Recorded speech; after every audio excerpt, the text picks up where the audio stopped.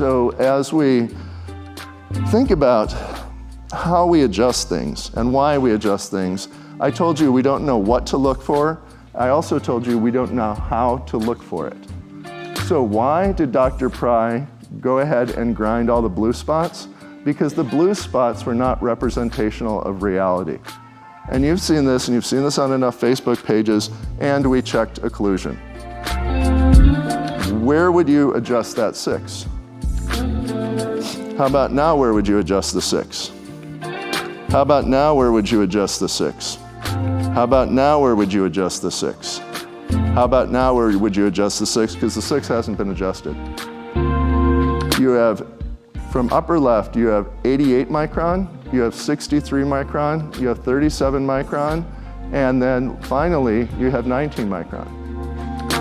We see what we treat what we see what we know, so what do you see?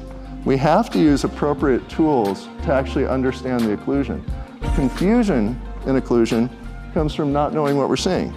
You have blue ink all over every single cusp, and we start taking out a polishing burr.